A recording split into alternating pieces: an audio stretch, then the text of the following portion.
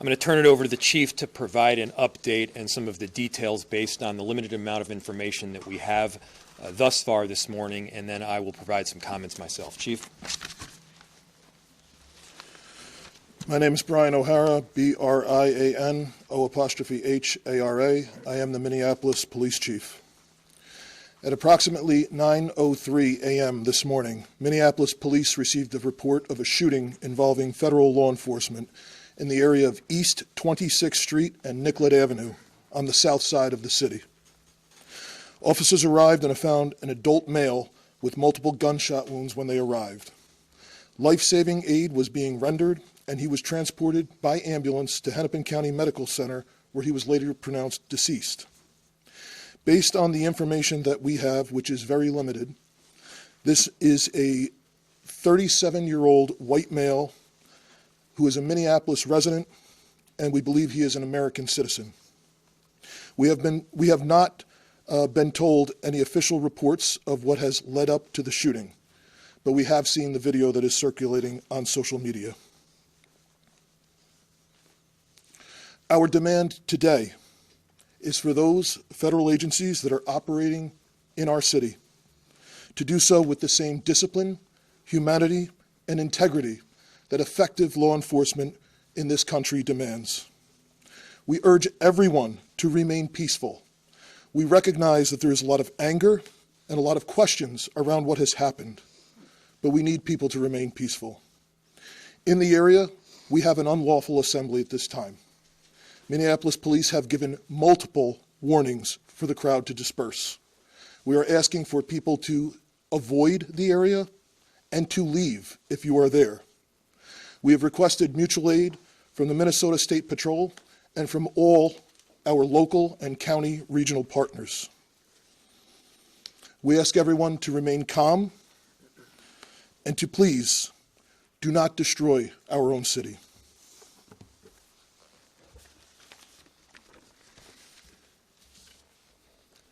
I just saw a video of more than 6 masked agents pummeling one of our constituents and shooting him to death. How many more residents, how many more Americans need to die or get badly hurt for this operation to end? How many more lives need to be lost before this administration realizes that a political and partisan narrative is not as important as American values? How many times must local and national leaders must plead with you, Donald Trump, to end this operation and recognize that this is not creating safety in our city?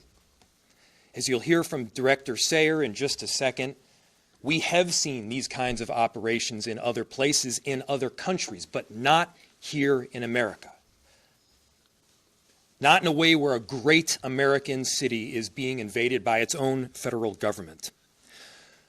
I'm done being told that our community members are responsible for the vitriol in our streets. I'm done being told that our local elected officials are solely responsible for turning down the temperature. Just yesterday, we saw 15,000 people peacefully protesting in the streets, speaking out, standing up for their neighbors. Not a single broken window, not a single injury. Those peaceful protests embody the very principles that both Minneapolis and America was founded upon. Conversely, the mass militarized force and unidentified agents who are occupying our streets, that is what weakens our country. That is what erodes trust in both law enforcement and in democracy itself. So to everyone listening, stand with Minneapolis. Stand up for America. Recognize that your children will ask you what side you were on. Your grandchildren will ask you what you did to act to prevent this from happening again, to make sure that the foundational elements of our democracy were rock solid. What did you do to protect your city? What did you do to protect your nation? This is not what America is about. This is not a partisan issue. This is an American issue. This administration and everyone involved in this operation should be reflecting. They should be reflecting right now and asking themselves, what exactly are you accomplishing? If the goal was to achieve peace and safety, this is doing exactly the opposite. If the goal was to achieve calm and prosperity, this is doing exactly the opposite. Are you standing up for American families right now, or are we tearing them apart? The invasion of these heavily armed masked agents roaming around on our streets of Minneapolis, emboldened with a sense of impunity, it has to end. This is not how it has to be.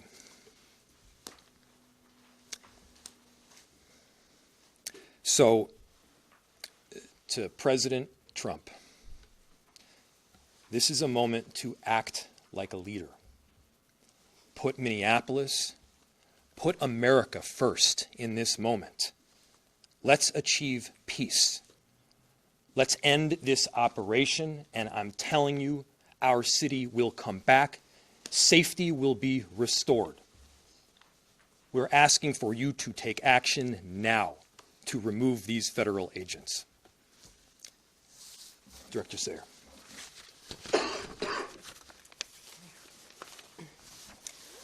My name is Rachel Sayer, and I am the Director of the Emergency Management Department for the City of Minneapolis. I took this job to keep us safe because I live here, and this is my community. We are doing everything we can to mitigate the impacts of this terrible situation. The city's Emergency Operations Center continues to be activated, as it has throughout the surge in federal agents over the last few weeks. We are tracking impacts and coordinating the city's response to this situation, which is having profound repercussions in our community. I can't underscore enough how much Operation Metro Surge is impacting our city. Families with loved ones detained and those who are afraid to be in public lest they become targets need help accessing the most basic necessities like food, housing, and rides to school. Businesses are shuttering and our local economy is severely impacted, which means families are suffering, just as we were rounding a corner in our recovery. Many of our Minneapolis residents, my neighbors, my friends, my community members, are ceasing participation in public life, afraid to even go to the doctor. In response, the city enterprise continues to utilize our entire emergency apparatus. That means staff across departments, often around the clock, are putting their regular jobs on hold in order to respond to the impacts of Metro Surge. I want everyone to know there are numerous resources available to community members right now. We have mental health help available. We have food assistance, housing and rental assistance, legal help. We are sharing information about what to do if you are exposed to tear gas, pepper spray, or other chemical agents, and the state AGs and ACLU are collecting reports of rights violations. You can access these resources on the city's virtual resource center at minneapolismn.gov/ICE. Please share this information with your neighbors. We have help and we want you to be able to access that.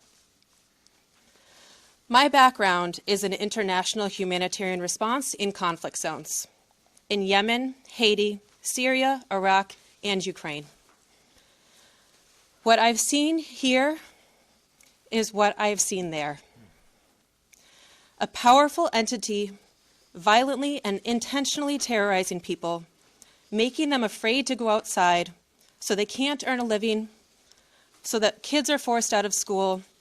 This has a lasting generational impact.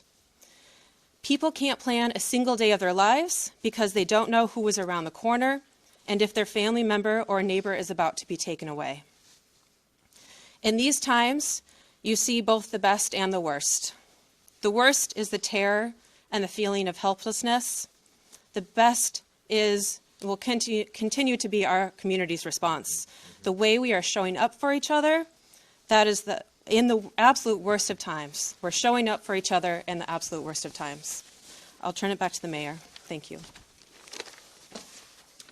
We'll open it to questions. We are seeing an incredible volatile situation unfolding right now around that scene. Is there any communication right now between local and federal law enforcement or cooperation, or where do those efforts stand to try to calm what's going on down there right now? Yeah, I'll turn it to the chief to answer. So the question was, there is an incredibly volatile scene in South Minneapolis right now, and the extent of communication with law enforcement agencies. We have established a command post that is led by Minneapolis Police, and there are representatives from all of the regional, local, county, and state organizations. We have had communication with Homeland Security, but they have not been able to provide us any specific details around the incident itself. We are responsible for ensuring the safety of people on the streets of our city, and we are doing everything that we can to maintain the peace right now, led by Minneapolis Police, but with the help of the Minnesota State Patrol, Hennepin and Ramsey County Sheriffs. Several suburban towns are in the city helping us with 911 calls. We have done an emergency recall of all sworn personnel back to duty. And we are working with the fire department right now to ensure that 2 small fires that were started in the area are safely extinguished. But again, we need everyone to avoid the area if possible. And the people who are in the area, we understand your frustrations. This is not sustainable. But we need people to leave the area at this time. Is the National Guard involved? We have communicated with the National Guard. They have been on standby for several days. And we have ensured the National Guard, as well as all of the local law enforcement partners, are aware of the situation. Chief and Mayor, if I can ask you, this is a statement from Tricia McLaughlin, spokesperson for DHS. She said in her statement, an individual approached U.S. Border Patrol officers with a 9mm semi-automatic handgun. Seen here, they showed a picture of it. The officers attempted to disarm the suspect, but the armed suspect violently resisted. More details on the armed struggle are forthcoming. Fearing for his life and the lives and safety of fellow officers, an agent fired defensive shots. Medics on the scene immediately delivered medical aid. Is that what happened? So Minneapolis Police, the question was, you read a statement from DHS saying that a weapon was presented and there was attempts to disarm the person. Again, like I stated earlier, Minneapolis Police, as well as our supervisors, our watch commander, responded to the scene. We were not provided any public safety statement around the incident, what happened. We have since seen a video that is circulating online, like thousands of other people have at this time. So we do not know what happened prior to the recording that is online right now. I immediately called for the Minnesota Bureau of Criminal Apprehension to respond, to conduct an investigation. They are